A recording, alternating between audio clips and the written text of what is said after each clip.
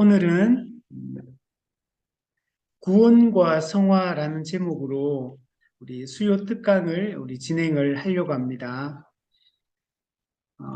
성도들이 신앙생활을 시작하면서 가장 먼저 관심을 갖게 되는 것이 바로 이 구원의 문제입니다. 당연히 우리는 정말 신앙생활을 우리 시작하고 예수님을 믿을 때 우리 영혼의 구원 문제를 우리가 심각하게 생각하고 우리가 신앙생활을 시작하게 됩니다.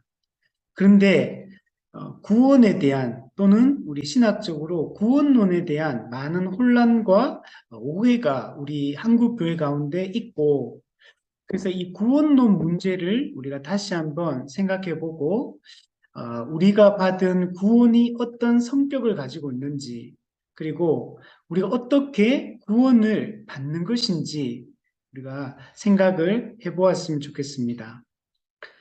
먼저 우리가 구원이란 무엇인가를 생각을 우리가 해야 되고, 우리는 성경적으로 구원이 무엇이다라고 우리는 이해하고 설명할 수 있어야 됩니다. 또한 우리는 어떻게 구원을 받을 수 있는가에 대한 질문에도 우리가 답할 수 있어야 되고, 그리고 나는 정말 구원을 받았는가? 이것도 생각을 해봐야 되고, 그리고 내가 구원을 받았다면 내가 구원받았다는 것을 어떻게 확신할 수 있는가? 이 구원의 확신 문제.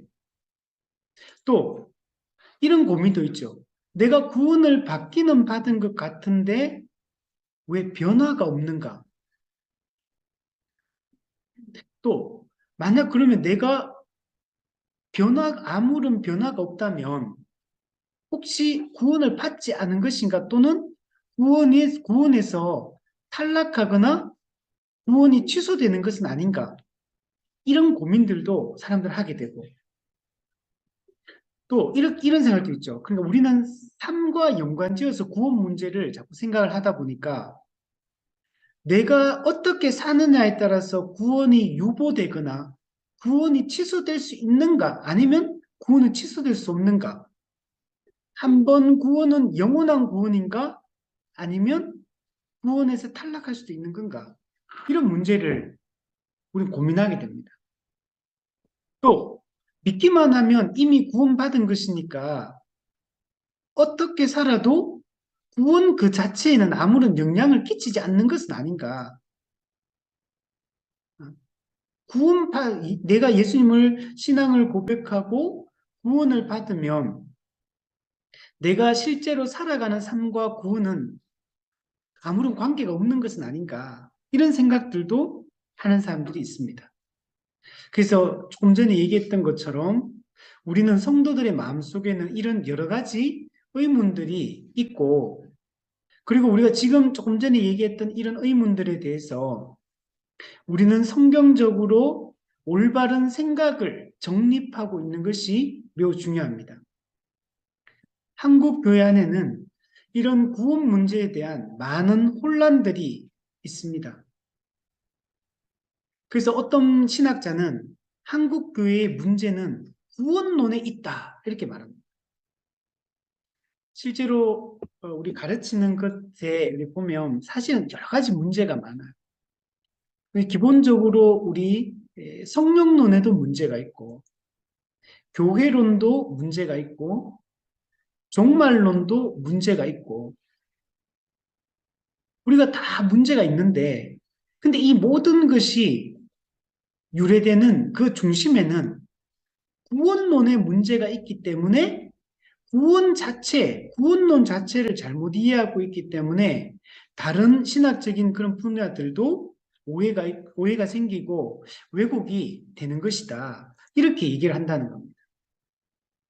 또 하나 중요한 문제가 한국 교회는 지금 사회로부터 그렇게 존경받지 못합니다.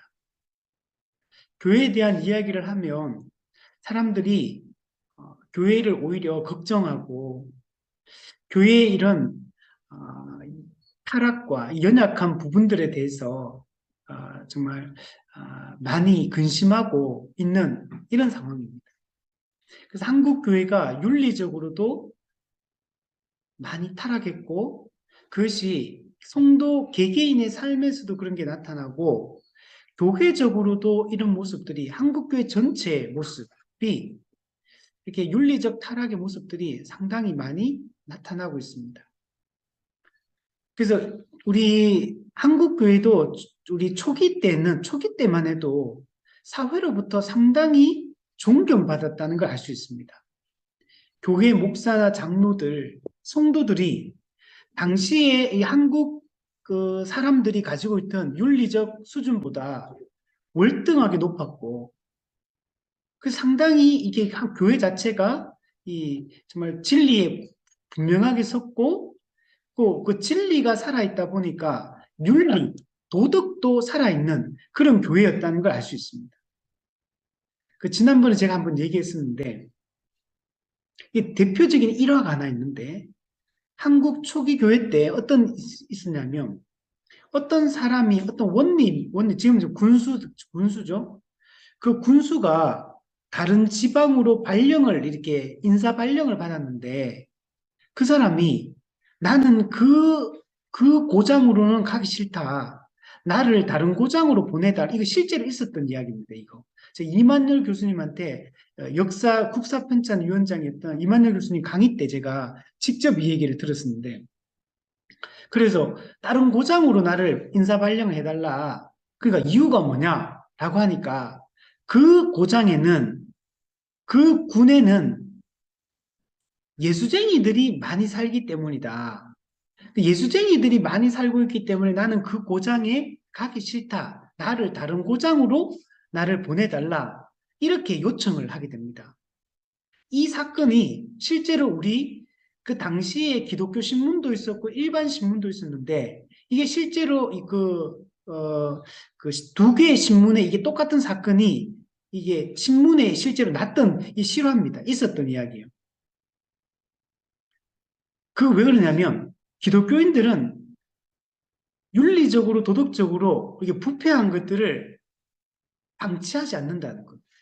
그래서 원님이나 이런 이렇게 일하는 사람들이 잘못하고 또 이렇게 횡령 같은 거 또 이렇게 억울하게 이렇게 그 행정 처리를 하고 막 이런 것들이 그 당시 있을 때 기독교인들은 여기에 대해 저항했다는 거. 기독교인 본인들이 깨끗하게 살았고, 그리고 사회적으로도 이런 문제가 있을 때 원님이 그런 잘못을 저지를 때 거기에 대해서 기독교인들이 당시 한 거였다는 거. 이게 신문에 났던 겁니다. 그 이유가 기독교인들 때문에 자기는 거기 가기 싫다. 이렇게 얘기했다는 거예요. 근데 제가 예전에 경상교회 사역할 때 그 은퇴하신 목사님이 계셨는데 제가 친하게 지냈어요. 그래서 계속 자주 이렇게 뵙고 얘기도 나누고 이렇게 했는데, 그 중에 그 목사님이 가난 농군학교에서 이제 그 목사님으로 오랫동안 계시다가 은퇴하셨는데, 그분이 뭐라고 말씀하시냐면 요즘 젊은 사람들은 공수표를 남발한다. 이런 얘기를 하시더라고요. 공수표를 남발한다. 그러니까 약속해놓고 약속을 안 지킨다는 거예요. 약속해놓고 그냥 공수표를 사람 앞에서는 이렇게 하겠다, 이렇게 하겠다, 무슨 약속 이렇게 많이 해놓고 실제적으로는 약속을 안 지킨다는 거예요. 그러면서 이제 예, 그 옛날에 그 목사님이 6.25 동란 이후에 전도사 시절 살 때 그때 얘기를 해주는데, 그 당시에 동네에서 집사다, 장로다, 뭐 이러면 엄청 존경을 받았다 하더라고요. 그냥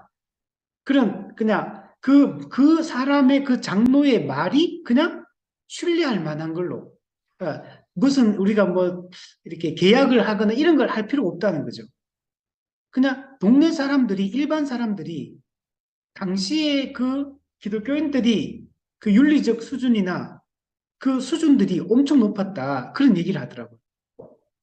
제가 그거 얘기를 듣고 상당히 좀 이렇게 도전도 많이 되고 충격을 좀 받았어요.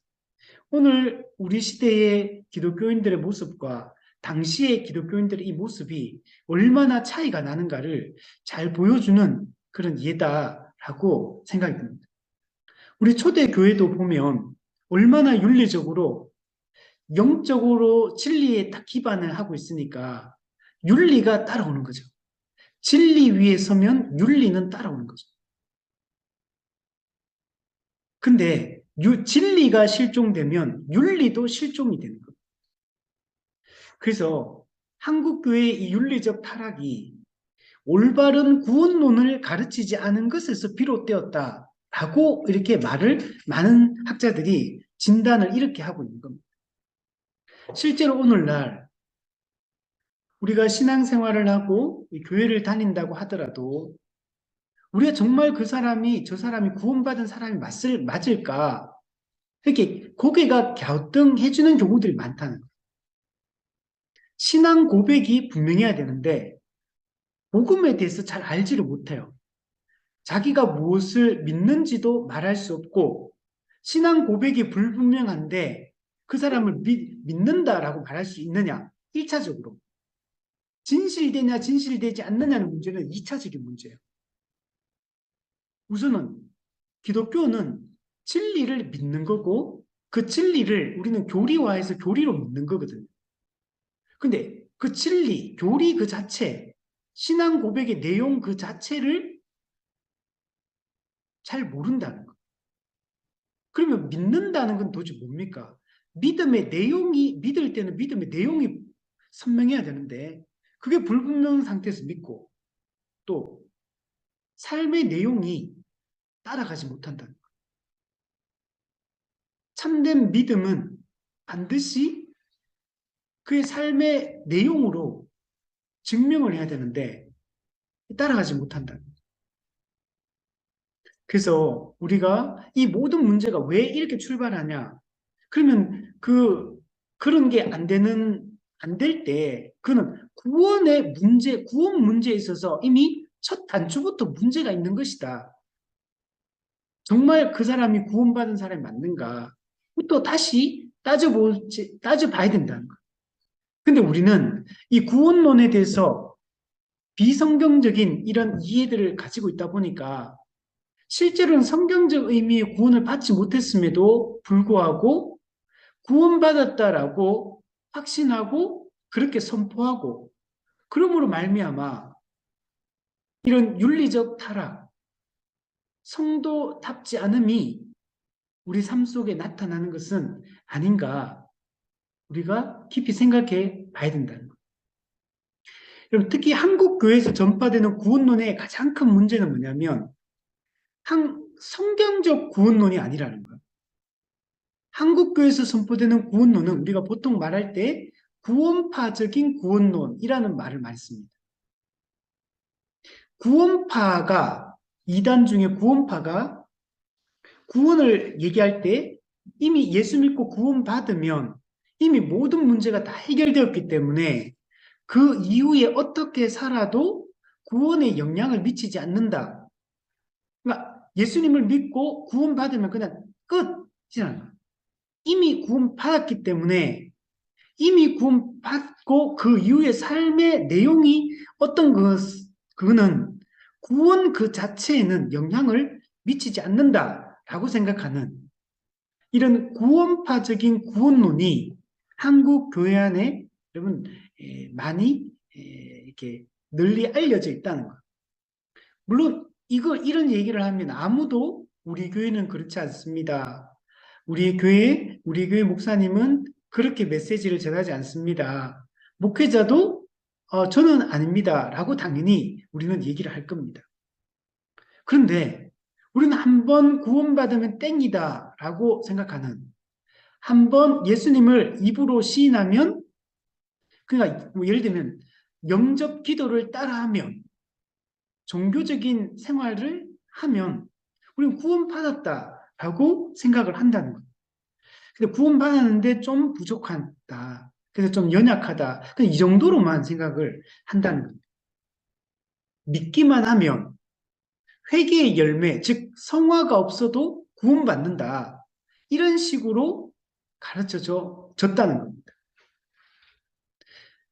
물론 이 얘기를 했을 때 이건 아니다라고 이렇게 반박할 수도 있습니다. 그러나 실제 드러나는 현상을 봤을 때는 이게 거짓이 아니고 사실이라는 것들을 우리는 알 수가 있습니다. 즉, 한국 교회는 성화 없는 구원론을 이야기를 많이 했던 겁니다. 그냥 예수 믿고 칭의를 받으면, 의롭다함을 받으면 그냥 끝이라는 거예요. 그 이후에 회개에 합당한 열매, 성화가 없어도 이미 구원은 받았다는 거예요. 이미 천국 티켓은 확보했다라고 생각을 한다는 겁니다. 구원받았다고 말하면서 삶의 변화가 없는 것은 그건 있을 수가 없죠. 왜냐하면 우리가 예수님을 믿음으로 예수 생명이 들어온 거거든요. 영적인 생명이 없던 자에게 부활 생명, 예수 생명 그 자체가 들어온 거예요. 중생, 거듭남.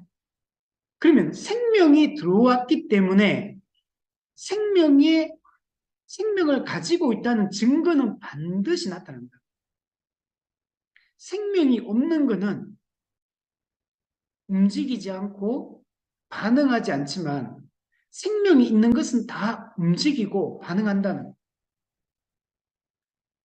예전에 제가 이제 생각나는 게 예전에 어떤 이제 그 강아지가 있는데 제가 지나가다가 모르고 강아지 꼬리를 밟은 적이 있는데 그 잠자고 있는데 강아지가 제가 모르고 이제 밟았어요.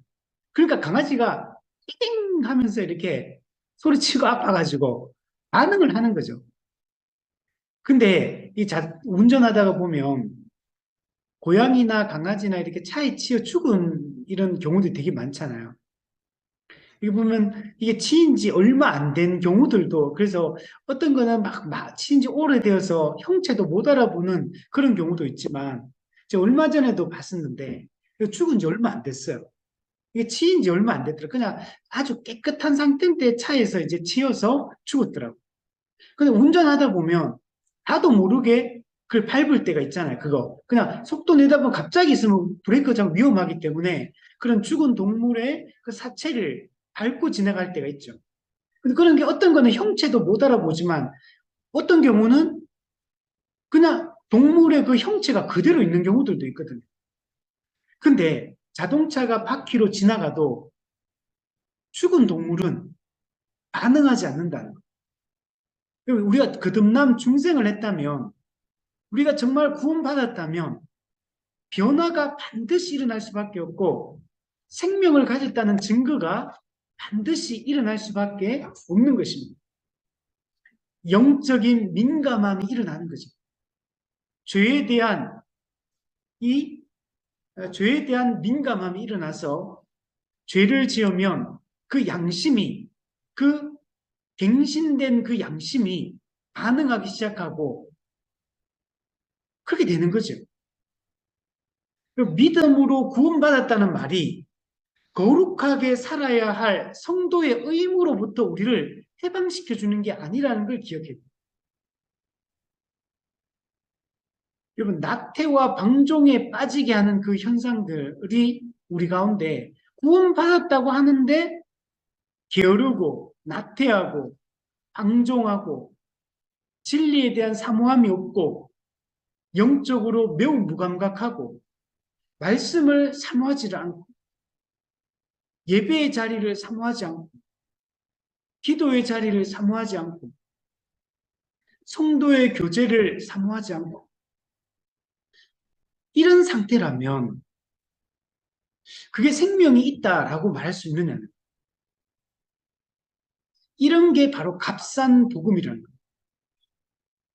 근데 이런 구원파적인 구원론에 대한 반작용으로 일어난 게 최근에 일어났던 이 세관점 학파, 세관점 학파.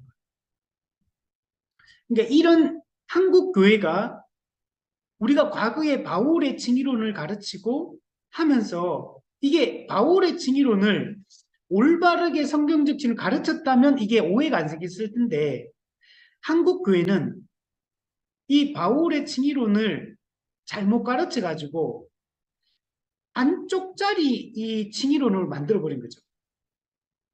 칭의와 성화는 반드시 같이 가는 건데 성화 없는 칭의라는 게 있을 수가 없는데 구원파적인 구원론 이런 식으로 가르치는 거예요. 우리가 예수 믿음으로 오직 예수 이거는 강조했는데 오직 예수를 믿으면 구원받는다. 근데 거기에 성화가 없어도 구원받는 것처럼 오해되게 충분히 자세하게 선명하게 가르치지 못하므로 이런 구원파적인 구원론으로 흘러버린 겁니다. 여기에 대해서 반작용으로 나온 게 세관점 학파의 이 주장들입니다. 그럼 여기는 이제 이렇게 말하는 거죠. 이 성화를 강조하기 위하여 이제 오직 믿음으로 구원받는다. 이 신칭이 이게 많이 오해되었다. 그래서 이제는 거룩하게 살지 않으면 이미 구원받은 자들도 구원이 유보될 수 있고 취소될 수 있다. 이런 가르침으로 이제 확대가 된 겁니다. 그래서 은혜로 구원을 받지만 세관점 학포는 은혜로 구원을 받는다. 그러나 그 구원의 상태를 유지하는 것은 행위다. 이런 뉘앙스로 말을 한다는 거예요. 그래서 우리 기독교에서 우리 개신교에서 가장 중요한 게 뭐냐면 법정적 칭의가 중요해요. 칭의론에 있어서. 하나님의 법정에서 의롭다고 이미 인정된 거예요. 법적으로. 하나님의 법정에서 법적으로 의롭다고 인정이 되었다. 이게 우리한테는 매우 중요하거든요. 근데 여기는 이 세관점 학포는 이 법정적 칭의를 부정합니다. 그래서 뭐라 그러냐면 우리는 지금 현재 복음을 제대로 알고 제대로 믿으면 우리가 의롭다함을 받는다.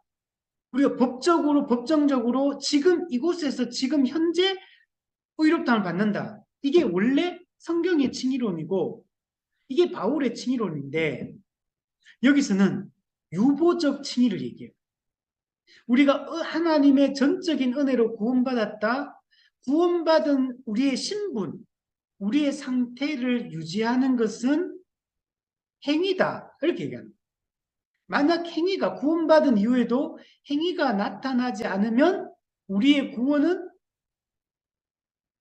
취소될 수 있는 것처럼 끝까지 그래서 뭐냐면 이들이 하는 말은 끝까지 가봐야 된다. 물론 우리 개혁주의 입장에서도 그 참된 믿음의 증거로서 행함이 끝까지 나타나야 되는 게 맞아. 그래서 매일 우리 믿음을 점검해야 되고 해야 되지만 우리가 아직 의롭다함을 받지 못한 것처럼 유보되어 있는 것, 의가 유보되어 있는 것처럼 말해서는 안 된다. 그래서 이런 또 다른 이런 논쟁점, 논란거리가 지금 만들어진 겁니다. 그럼 구원론에 있어서 가장 중요한 문제가 바로 이 문제예요. 이런 바울의 그 칭의론을 다르게 이해하지 못한 것, 즉 쉽게 얘기하면 칭의와 성화의 관계를 올바르게 이해하지 못하고 왜곡되게 이해하는 것, 이게 가장 큰 문제예요. 그리고 여기에 대한 반작용으로 일어난 이런 이 세관점 학파처럼 말하는 이런 주장들, 이런 것들이 우리에게 문제가 되는 겁니다. 우리는 구원을 이렇게 이해해서는 안 되고 정말 성경이 말하는 올바른 구원론을 이해하는 게 우리에게는 매우 중요합니다. 또 하나는 한국 교회에 나타난 구원론의 문제의 중요한 것은 뭐냐면 구원에 대한 개념이 매우 협소한 의미로 이렇게 지금 정착이 되어 있는 겁니다. 구원을 설명하는 성경에 이런 개념들이 매우 다양하고 풍성한데 구원론의 내용이 아주 부실하고 빈약하게 이렇게 가르치고 있는 겁니다. 한국 교회에서 우리 그러면 구원받는다라는 개념을 이렇게 생각해요. 죽은 후에 지옥 가지 않고 천국 가는 것이 구원이다. 이 말이 맞죠? 틀린 말은 아니죠. 그러나 구원받는다는 말이 단지 육체적 죽음 이후에 지옥 가지 않고 천국 가는 것으로만 이해하면 성경이 말하는 구원에 대한 올바른 이해에서는 많이 멀어져 있다는 겁니다. 우리는 바울이 로마서에 보면 예수 그리스도의 십자가 죽음과 부활 그리고 그분의 성천과 성령 강림 그 십자가의 은혜로 말미암아 예수 믿는 자들은 어떤 왜냐면 실제적 변화가 일어나는 거니 우리는 어떤 실존이 변화가 되는 겁니다. 실제로 우리가 새로운 신분을 얻게 되는 거고 새로운 상태가 되는 거고 새로운 소속을 우리가 갖게 되는 것입니다. 실존의 변화가 실제로 일어나는 것. 옛사람이었던 우리가 새 사람으로 새 창조되는 것입니다. 죄와 사망의 권세에 얽매여서 살아가던 옛사람이 예수님을 믿음으로 말미암아 근본적인 변화가 일어나서 우리가 새 사람으로 재창조되는 겁니다. 우리는 그의 만드신 바라 포이에마 우리는 하나님의 새로운 걸작품으로 새 창조된 존재인 겁니다. 우리는 선한 일에 열심하는 친백성이 된 것입니다. 우리는 죄와 싸워 이길 수 있으며 우리는 하나님의 기뻐하시는 뜻을 행할 수 있는 그런 의로운 존재가 되었다는 겁니다. 그리고 그거는 죽어서 천국 가는 것 이런 것만이 아니라 이 땅에서 살아서 지금 이곳에서 하나님 나라의 주로서 우리를 통치하고 다스리는 예수 그리스도의 통치에 실제적으로 복종하고 그래서 죄와 싸워 이기고 의를 행하며 살아가는 그런 존재가 되었다는 것. 우리가 말로는 예수님이 우리의 그리스도시요 주시다. 주는 그리스도시요. 그렇게 고백하면서도 죽어서 가는 천국 이것만 생각한다는 것. 이 땅에 이미 하나님 나라가 임했고 우리는 예수 그리스도의 통치를 받으며 우리에게 주신 그 성령의 인도함을 따라 우리는 진리에 복종하며 살아가는 존재가 되었다는 겁니다.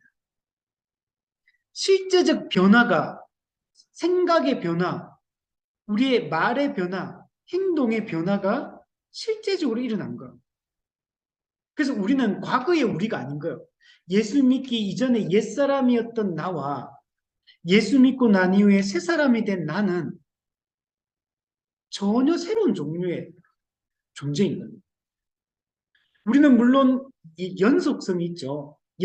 우리 과거의 나와 예수 믿기 전에 나와 예수 믿고 난 이후에 나는 연속적이지만 그러나 또한 불연속적인 면이 있는 겁니다. 우리는 새로운 존재입니다. 새로운 피조물. 이전 것은 지나가고 새 사람이 된 것입니다. 그래서 예수님의 주되심이 실제적으로 우리의 삶 속에 실현되어야 되는 거예요. 구원받았다라고 말하면서 예수님의 주권이 실제적으로 행사되어서 실제 현재 이곳에서 우리의 삶이 변화되고 그리스도를 닮아가고 하는 것이 없다면 그는 성경이 말하는 구원이 아니라는 겁니다. 우리는 이미 구원받았고 이미 하나님 나라 백성이 되었고 하나님 나라 하나님의 통치를 받으며 오는 세대의 능력으로 이 땅을 살아가는 그런 존재가 바로 교회라는 겁니다.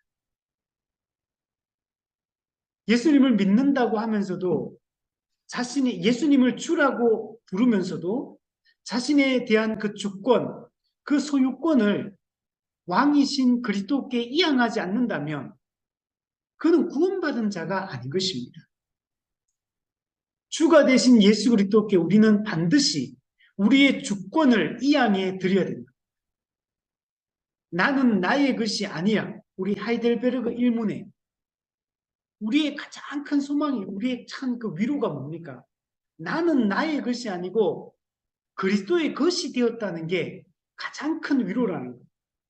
나의 주인은 내가 아니라 그리스도가 나의 주인이라는 사실이 얼마나 영광스럽고 위대한 일인지 모릅니다. 이것이 정말 우리의 참된 위로다라고 얘기를 하고 있는 겁니다. 근데 한국교회 많은 성도들이 아무런 변화가 없고 여전히 죄 가운데 살아가고 지각은 바뀌지 않아서 세속적인 생각들로 머릿속을 가득 채우고 있는데 나는 외적으로 신앙 고백을 했고 나는 이 가시적 교회에 나는 교회를 나오고 있고 예배를 드리고 있으니까 나는 믿으니까 예수님을 부인하지 않고 거부하지 않고 있으니까 나는 구원을 받았다 하고 생각을 한다는 거예요. 삶과 상관없이 믿기만 하면 구원받는다는 이런 생각은 비성경적인 가르침입니다. 그럼에도 불구하고 이런 것이 성경적 정통 구원론인 것처럼 사람들은 주장하고 이 차이점을 이해하지 못하고 당신이 하는 그 말과 우리가 하는 말이 똑같은 거 아니냐. 그 차이점을 이해를 못하는 거죠. 그래서 한국 교회에 나타난 이 구원론의 문제를 세 가지 정도로 정리해 보면 세 가지 정도의 문제가 있습니다. 구원을 1차적으로 개인 구원에 자꾸 집중하는 거예요. 내가 예수 믿고 죽어서 천국 가는 거, 요런 정도로만 이해를 하는 거예요. 구원을 교회론적인 관점, 하나님 나라와 이 맥락에서 이걸 연결해서 이해를 해야 되는데, 교회와도 상관이 없고, 하나님 나라의 맥락과도 상관없는 이런 구원, 개인적인 차원에서 구원을 이해하는 이런 문제점이 있고, 두 번째는 구원을 과거 시제로만 이해하는 것. 우리는 구원을 받았다, 과거. 우리는 구원을 받고 있다, 현재. 앞으로 구원을 받을 것이다, 미래. 성경은 이 세 가지 시제를 다 사용하고 있다는 거예요. 근데 우리는 그냥 구원을 과거 시제로만 이해하는 이런 문제가 있는 겁니다. 우리는 너희 구원을 이루라 그러잖아요. 너희는 장차 심판을 받지 않을 것이다. 이게 과거, 현재, 미래적 차원을 다 우리는 이해하고 구원을 이해해야 돼요. 그래서 우리 예전에 박영선 목사님이 쓰신 구원의 즉각성과 점진성. 구원은 즉각적으로 지금 구원 받았다라고 할 수 있죠. 왜? 칭의를 받았기 때문에. 그러나 우리는 구원은 이루어 가야 되고 우리가 예수님 재림 이후에 우리는 천국에 들어가야 되는 거예요. 또는 육체적 죽음 이후에 우리의 영혼이 천국에 들어가야 되는 거예요. 구원은 세 가지 측면을 다 이해해야 됩니다. 세 번째는 이런 구원의 서정과 관련된 오해인데 그냥 우리 구원 그러면 예수 믿고 죄사함 받았다. 예수 믿고 우리가 의롭다함을 받았다. 요 정도로만 이해한다는 거예요. 즉 무슨 말이냐면 구원의 서정 중에서 구원을 칭의로만 축소해서 이해하는 경향이 있다는 거예요. 구원에는 칭의를 받는 거, 의롭다함을 받는 거, 요것만 구원과 관련된 문제가 아니고 우리가 구원이라고 할 때는 중생 개념도 있고 하나님과 화목한다는 개념도 있고 하나님의 자녀가 된다. 또 우리가 새 창조함을 받는다. 성화된다. 영화된다. 이런 구원을 설명하는 다양한 측면들이 있다는 것. 이런 것들을 우리는 다 균형 있게 이해를 하고 구원이라는 개념을 우리가 이해를 해야 되는 겁니다. 이 세 가지는 다 연결되어 있는 겁니다. 이런 것들을 우리가 올바르게 성경적으로 이해를 할 때 왜곡된 우리 구원에 대한 우리의 이 개념이 성경적인 이 구원에 대한 올바른 개념으로 바뀔 수가 있게 되는 것입니다. 1차적으로 성경이 말하는 복음이 무엇인가를 우선 먼저 한번 생각을 해보면 자, 그러면 복음이 무엇인지를 정확하게 알아야 되고 두 번째는 그 복음을 믿어야 되죠. 그래서 우리가 어떻게 구원을 받느냐? 율법의 행위가 아니라 믿음으로 구원받는다. 우리 파이브 솔라 중에 오직 믿음, 오직 믿음으로만 구원받는다. 그러면 오직 믿음이라고 할 때 그 믿음이 참된 믿음인지 아닌지 어떻게 아느냐? 참된 믿음은 어떤 결과로 귀결되느냐에 대한 얘기들을 우리가 아는 것이 중요합니다. 자, 먼저 복음의 핵심은 무엇인가? 성경에는 복음을 설명하는 다양한 표현들, 다양한 그런 설명 방식들이 있습니다. 성경은 복음을 정말 풍성하게 설명하고 다양하게 설명한다는 걸 알 수가 있어요. 그냥 복음 그러면 우리가 이거 이렇게 딱 고정적인 어떤 표현으로만 표현할 수 있는 게 아니고 다양한 표현으로 할 수 있는데, 근데 대표적으로 신약 성경에 보면 오순절 성령 강림 이후에 그 막 놀라운 역사들이 막 일어나니까 그 사람들이 보고 어떤 사람은 막 그게 막 감동을 받는 사람도 있지만 세술에 취했다 그러면서 막 비난하고 조롱하고 멸시한 사람들도 있었죠. 그리고 오순절 성령 강림 후에 일어난 그 현상들을 보며 그 예수님을 믿는 사람들조차도 이게 무슨 일인가? 이거 어떻게 이해되는가? 뭔가 이게 잘 이해가 안 되는 측면이 있었죠. 그래서 베드로가 일어나서 오순절 성령 강림의 그 의미를 쭉 설명합니다. 사도행전에 보면. 그 쭉 설명할 때 베드로가 한 그 베드로의 그 설교가 복음의 핵심이 무엇인지를 잘 담아내고 있다라는 것들을 알 수가 있습니다. 베드로가 전한 복음의 그 핵심에는 세 가지가 들어있습니다. 첫 번째, 죽음. 예수님의 십자가 죽음의 의미가 무엇인지를 말합니다. 두 번째, 그 죽음의 권세를 이기고 부활하신 예수님의 부활의 의미가 무엇인지를 말합니다. 죽음으로 끝난 게 아니라 죽음의 권세를 깨뜨리고 부활하셨다라는 게 강조가 됩니다. 세 번째, 부활하신 예수님은 승천하시고 만물의 주가 되셨다. 이 부분이 강조가 돼요. 하나님 보좌 우편에 앉으셨다. 이게 강조가 돼요. 그리고 한 가지를 덧붙인다면 이 승천과 성령 강림은 좀 연결되어 있는데 승천하신 예수님, 즉 주가 되신 예수님은 제일 먼저 하시는 일이 약속하신 성령을 우리에게 보내주십니다. 성령의 오심, 성령을 보내주심. 그러니까 요게 베드로가 오순절 성령 강림 이후에 사람들에게 설교를 할 때 말했던 복음의 핵심적인 내용이에요.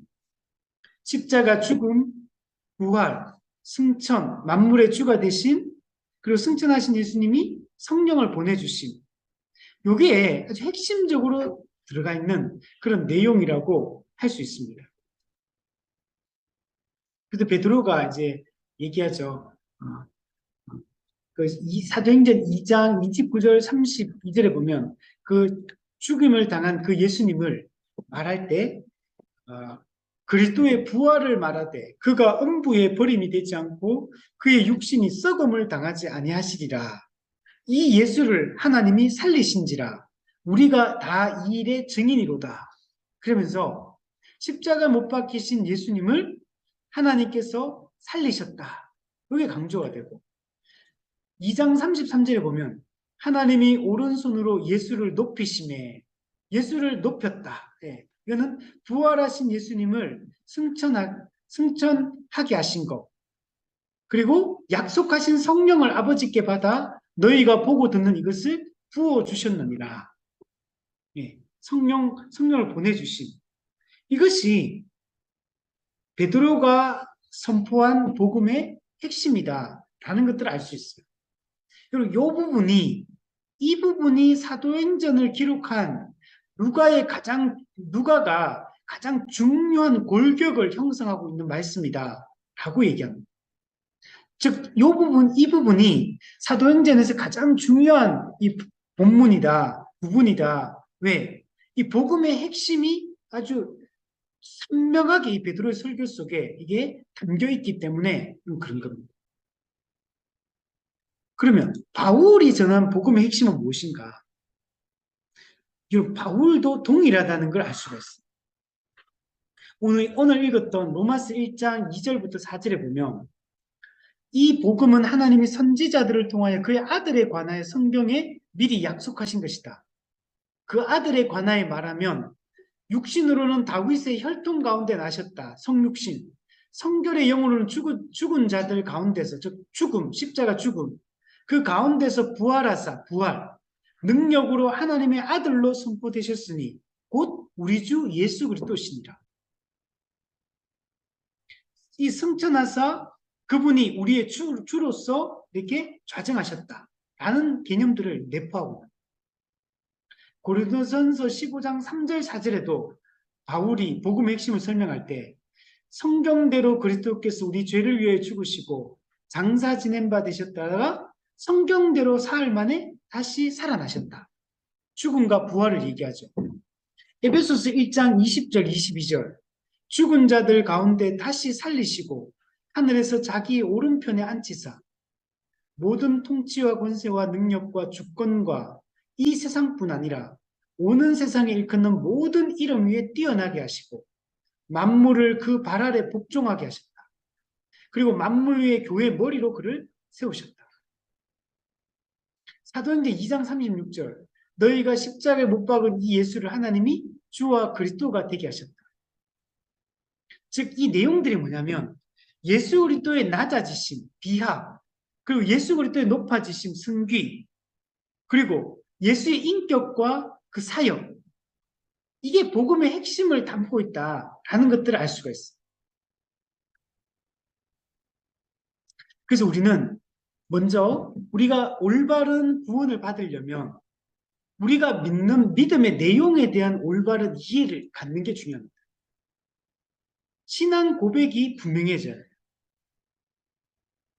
다른 말하면 우리가 믿는 핵심 교리에 대한 이해가 선명해야 됩니다. 그렇지 않으면 우리는 성경이 말하는 그 구원을 얻을 수는 없는 겁니다. 내가 구원을 확신한다고 구원을 얻은 것도 아니요. 내가 종교적인 외적 활동을 한다고 해서 구원을 받은 것도 아닐 것입니다. 1차적으로 믿음의 내용이 우리가 복음의 핵심이 분명해야 된다. 그래서 베드로나 바울이나 전하는 복음의 핵심이 똑같아요. 또는 요한 서신의 요한이 이 말하는 이 복음도 동일하게 여기에 기반하고 있다라는 것들을 알 수가 있는 겁니다. 자, 우리가 이 복음을 믿을 때 우리가 구원 받는다라고 말할 때 이 구원 속에는 또 하나 우리가 오해하고 있는 게 아까 잠깐 얘기했는데 개인 구원 또는 영혼 구원 또는 사람의 구원 이 문제만 내포하고 있는 게 아니에요. 성경이 구원이라고 얘기할 때는 사람의 구원 이것만 말하는 게 아니고 인간의 타락으로 말미암아 변질되고 왜곡된 이 만물의 회복 이것도 구원의 개념 속에는 내포되어 있다는 거예요. 이걸 우리가 말할 때는 신학적으로 말할 때는 만물이 새롭게 되고 회복되는 것을 우주적 갱신 또는 우주적 구속이라는 표현을 씁니다. 즉 사람의 구원에 들어가는 게 아니라 만물의 회복까지도 우주적 갱신까지도 구원 개념 속에 내포되어 있다라는 걸 우리는 이해해야 됩니다. 우리가 개인 구원의 차원으로만 영혼 구원의 차원으로만 구원을 축소해버리면 안 된다는 거예요. 우리는 우리 영혼의 구원뿐만 아니고 만물의 회복이라는 이 두 가지 차원을 그리스도가 이 땅에 오셔서 하시는 일이라고 생각을 해야 된다는 거예요. 이걸 잘 보여주는 본문이 에베소서 1장 10절에 있습니다. 하늘에 있는 것이나 땅에 있는 것이 다 그리스도 안에서 통일되게 하려 하심이라. 자, 하늘에 있는 것, 땅에 있는 것이 어디서? 그리스도 안에서 다 통일된다. 하늘에 있는 것, 땅에 있는 것 합치면 이게 만물을 얘기해요. 만물. 만물이 그리스도 안에서 통일되는 것. 이게 에베소서 1장 1절, 1장 4절부터 그 앞부분에 얘기하는 그 삼위 하나님의 구원 사역의 이 목적이라는 목적. 에베소서 1장 3절부터 14절까지는 삼위 하나님의 그 구원 사역에 대한 얘기를 하는데 그 삼위 하나님의 창조, 예수님의 구속, 성령님의 그다음 인치심 이것의 목적이 뭐냐? 하나님이 창세전에 계획하신 대로 그리스도 안에서 인간의 타락으로 말미암아 변질되었던 모든 것들이 만물이 회복되는 것, 이걸 통일되는 것, 하나 되는 것이라고 표현한 것. 만물의 통일, 이거는 만물의 회복을 얘기합니다. 이거 그리고 여기는 사람의 구원뿐만 아니라 피조물의 회복이 내포되어 있다라고 이해를 해야 됩니다. 그 로마서 8장에 피조물이 고대하는 것이 있다. 하나님의 아들들, 즉 교회가 나타나는 것이. 피조물이 허무한데 지금은 굴복하고 있어요. 이거는 자기 뜻이 아니고 오직 굴복하게 하시는 이로 말미암는다. 무슨 말이에요?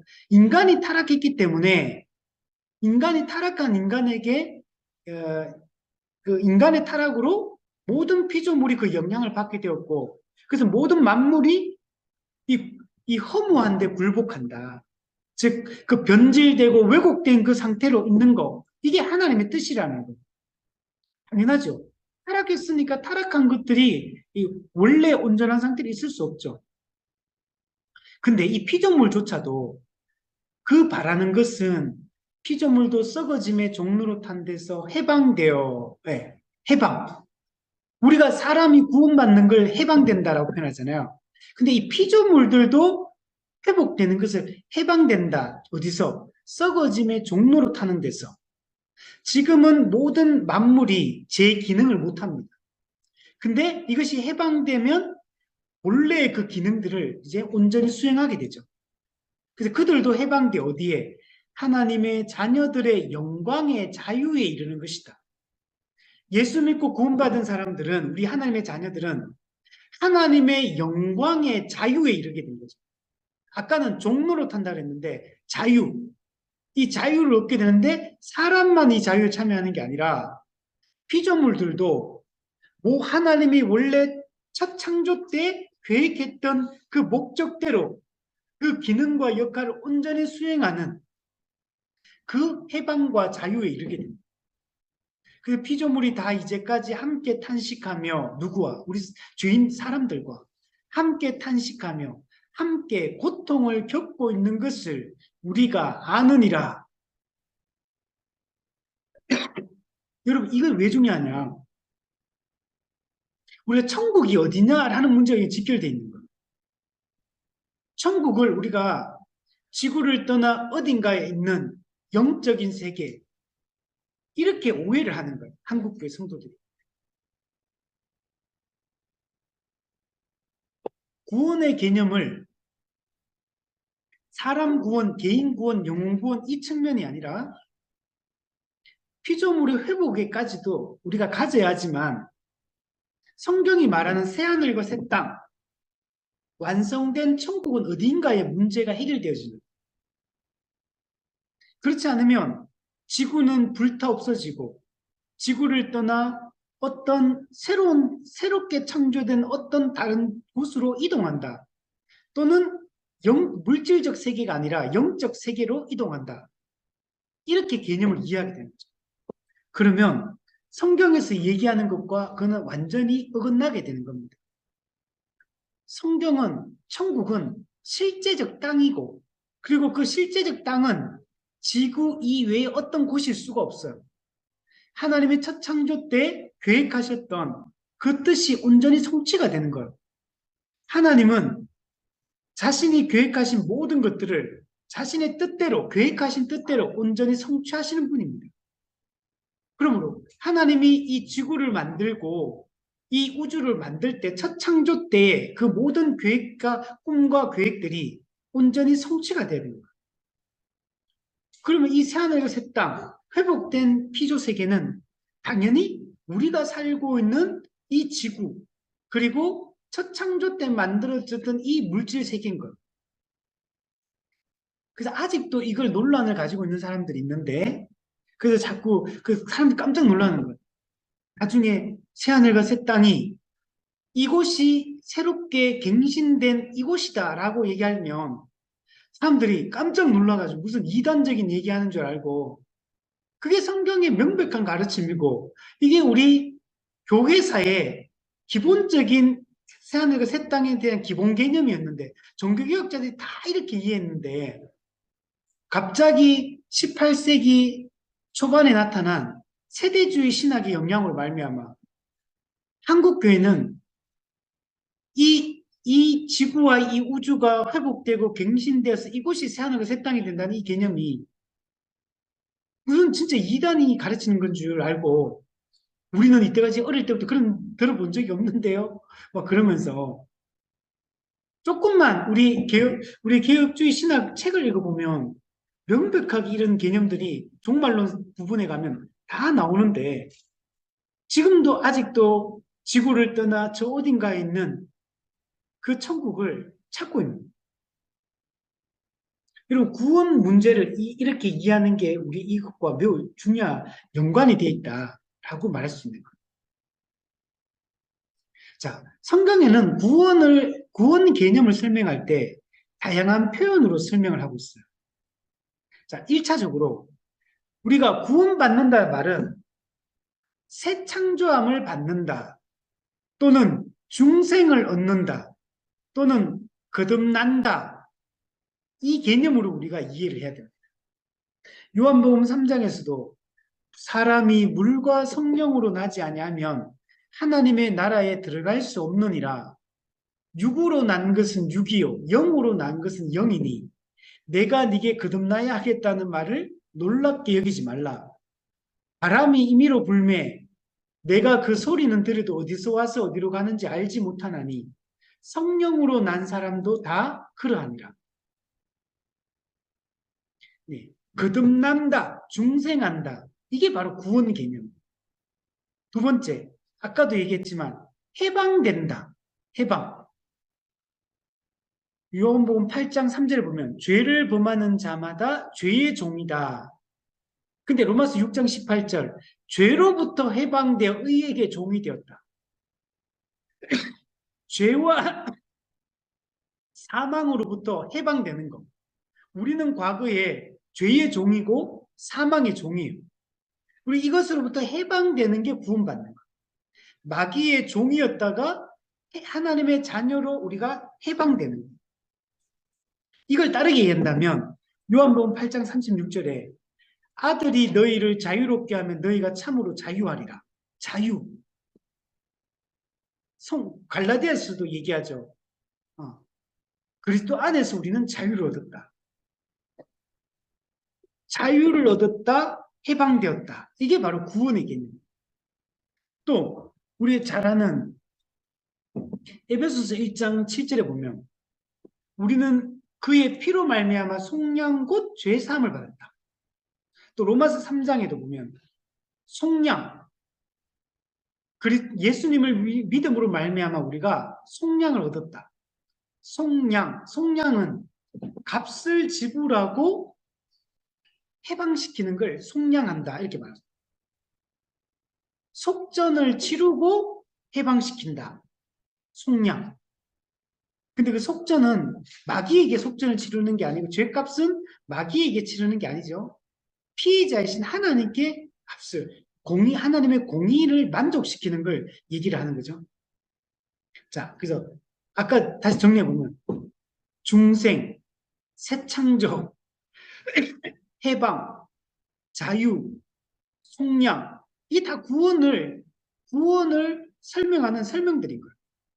또 얘기하면 칭의, 우리가 의롭다함을 받는다. 칭의, 또 화목 또는 화평, 우리 주 예수 그리스도로 말미암아 하나님과 화평을 누리자 할 때 화평 또는 어, 어, 자기와 화목하게 하사 화목하게 하는 말씀을 주시고 화목하게 하는 직분을 주셨다. 화목하게 하는 그런 하나님과 화목되는 걸 우리 구원받았다. 이렇게 얘기합니다. 또 하나님의 자녀가 되었다. 자녀됨, 양자됨. 그 기쁘신 뜻대로 우리를 예정하사 예수 그리스도로 말미암아 자기의 아들들이 되게 하셨으니 양자됨, 자녀됨. 이런 것들도 전부 다 구원을 설명하는 방식이에요. 자, 그러면 우리는 어떻게 자녀가 되고 해방이 되고 자유를 얻고 중생하고 새 창조함을 받고 하나님과 화목하게 되고 어떻게 속량을 받습니까? 어떻게 이 구원을 받을 수 있느냐? 율법의 행위가 아니라 오직 믿음으로 솔라 피데 오직 믿음으로만 구원을 받을 수 있다. 로마서 3장 20절 율법의 행위로 그의 앞에 의롭다함을 얻을 육체가 없나니 율법으로는 죄를 깨달음이라. 그러나 이제는 율법 외에 하나님의 한 의가 나타났다. 이거는 어떤 거냐? 율법과 선지자들에게 증거를 받은 것이 즉 구약 성경에서 이미 율법을 지켜 행하는 방법, 율법 외에 의롭다함을 받는 하나님의 구원의 그 방법을 율법과 선지자들을 통해 이미 증거되었다는 거예요. 이미 구약 성경에서부터 구원의 의롭다함을 받는 이 방식이 증거가 되었어요. 그게 뭐냐? 곧 예수 그리스도를 믿음으로 말미암아 어떤 예수 화목제물로 죽으신 그 예수 그리스도를 믿음으로 말미암아 모든 믿는 자에게 즉 차별 없이 누구든지 그 예수님을 믿으면 의롭다함을 받는다. 이것이 우리가 구원을 받는 방식이라. 그래서 앞서 얘기했던 예수님의 죽음과 부활과 승천과 성령 보내심 그게 복음의 핵심적인 내용이라고 했잖아요. 그것을 어떻게 해야 되냐? 믿으면 의롭다함을 받는다. 자, 그러면 믿으면 의롭다함을 받고 구원을 받는데 그 믿음이 참된 믿음인지 거짓 믿음인지 어떻게 알 수 있느냐? 참된 믿음은 반드시 순종을 낳는다. 참된 믿음은 반드시 행함으로 보인다.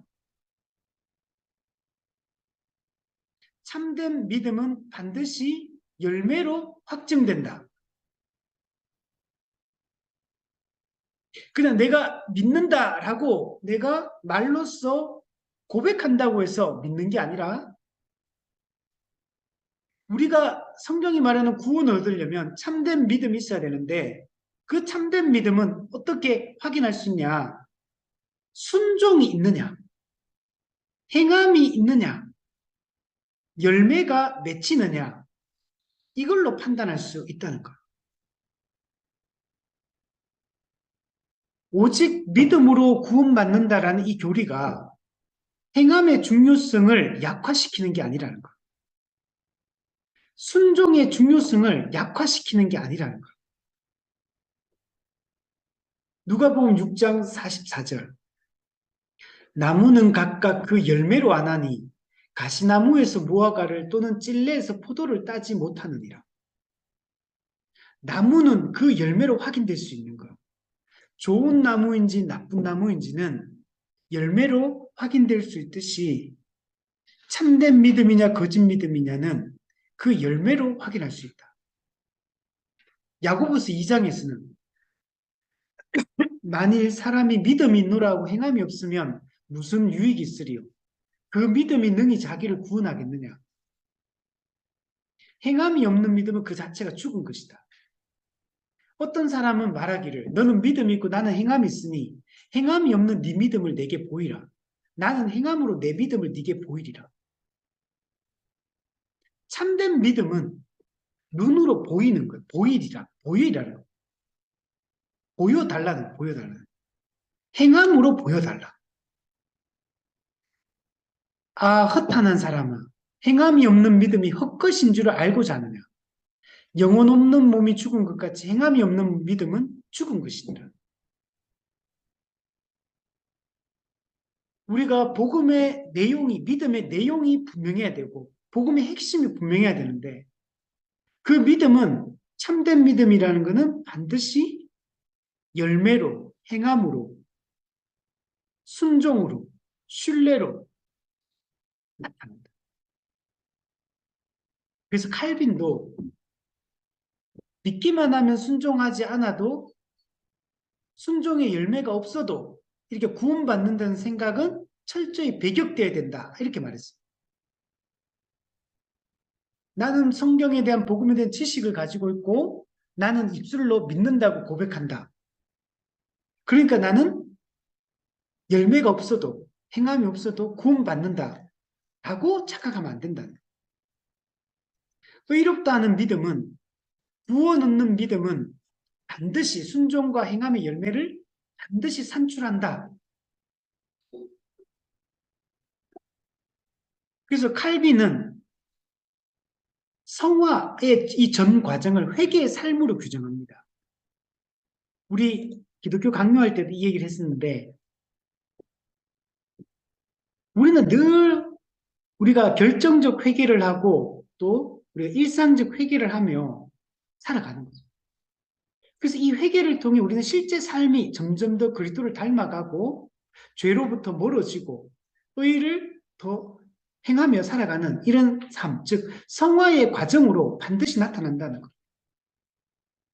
신자의 삶은 평생에 걸친 개혁과 회개의 삶이 그 특징이라는 것.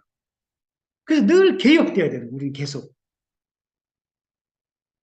그러므로 성화 없는 칭의는 없는 겁니다. 칭의는 반드시 성화로 귀결됩니다. 칭의는 성화를 반드시 수반하게 됩니다. 행위로 구원을 받지 못하죠, 우리는. 행위 구원론 아니잖아요. 율법 행위로 의롭다고 받지 못한다. 우리는 행위로 구원을 받지 못하는 게 맞아요. 그런데 행위가 없어도 구원을 받는다라는 이 말도 틀린 말이에요. 이건 칼빈이 했던 말이에요. 행위로 구원, 칼빈은 행위로 구원받는 거 아니다, 맞다. 근데 행위가 없으면 구원 못 받는 말도 맞다. 행함이 반드시 있어야 된다. 그래서 칼빈은 뭐라고 얘기하냐? 행함은 뭐냐? 칭의의 조건은 아니다. 그러나 칭의의 열매다. 이렇게 말해요.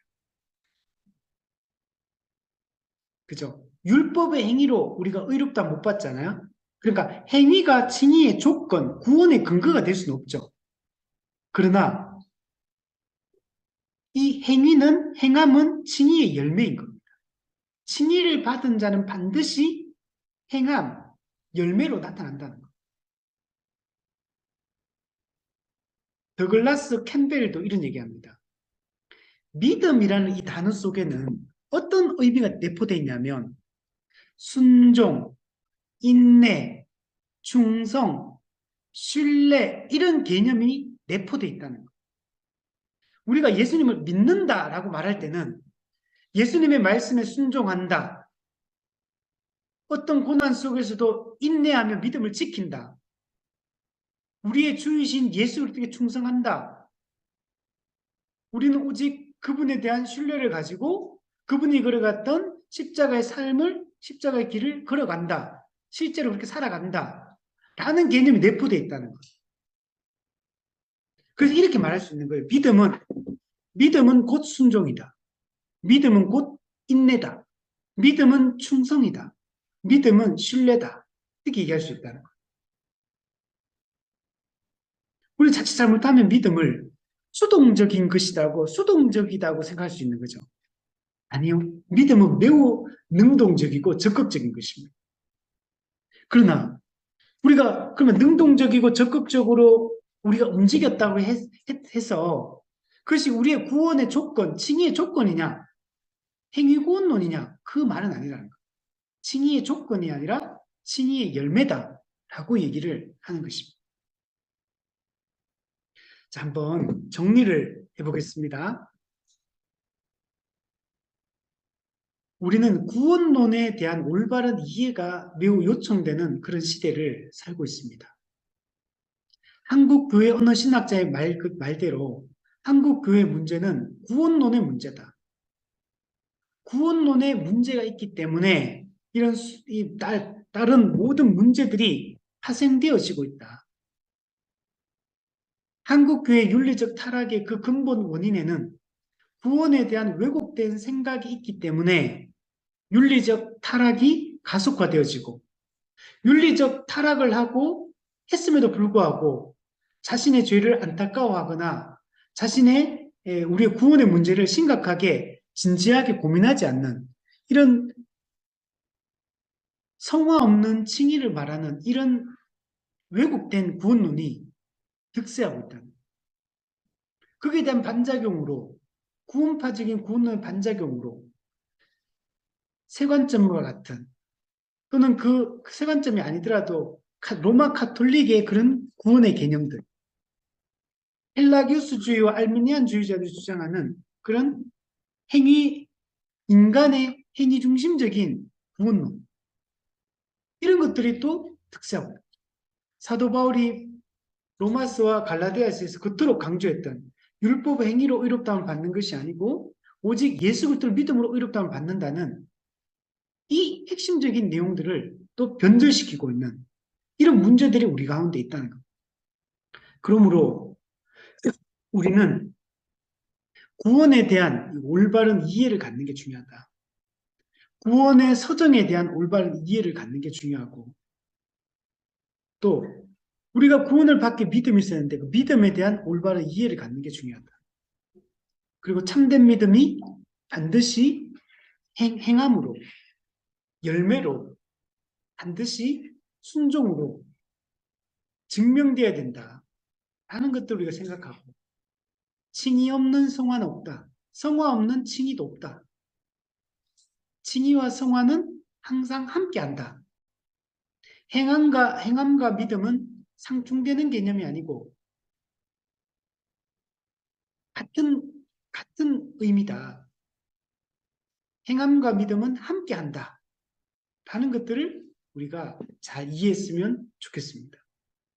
그래서 우리 자신, 그리고 우리가 그런 올바른 그 개념에 의해서 우리가 구원의 확신을 가지고 우리가 살아갔으면 좋겠고, 또 이 성경적인 이 복음의 내용을 잘 가르치고 성경적 믿음의 성격에 대해서도 우리가 바르게 가르침으로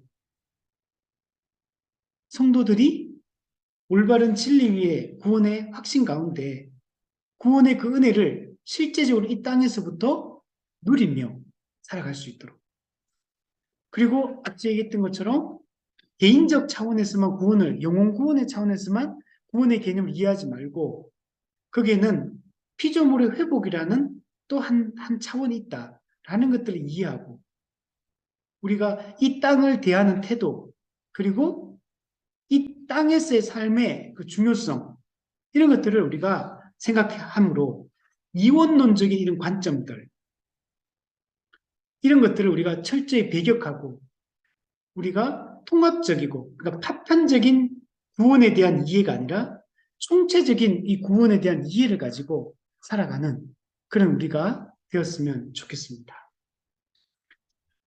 나중에 또 우리 존 스투트 목사님의 이 그리스도의 십자가 그 책에 보면 이 구원과 믿음 또 올바른 십자가 복음에 대한 이야기들이 많이 나와요. 거기 보면 여러 이런 아까 전에 짧게 넘어갔지만 우리 뭐 아까 화목, 뭐 양자됨, 또 칭의, 성화, 이런 속량 이런 개념들, 이런 개념들의 이제 이런 것들을 자세히 깊이 볼 필요가 있어요. 본문들을 살피며.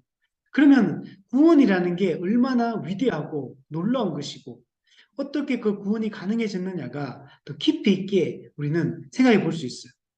그러니까 단편적으로 이해하는 게 아니라 그 단어 하나하나가 아주 중요한 주제들을 다 담고 있어요. 예를 들면 화목이라는 개념 하나, 그 하나님과 화목하게 된다는 화목이라는 화평이라는 이 개념 하나를 가지고도 우리 많은 이야기들을 할 수 있고, 그래서 성경 본문을 통해서 그것이 담고 있는 실제적 의미들이 무엇인지를 깊이 우리가 들여다보며 또 나중에 기회가 될 때 이런 것들도 한번 생각을 해보도록 하겠습니다.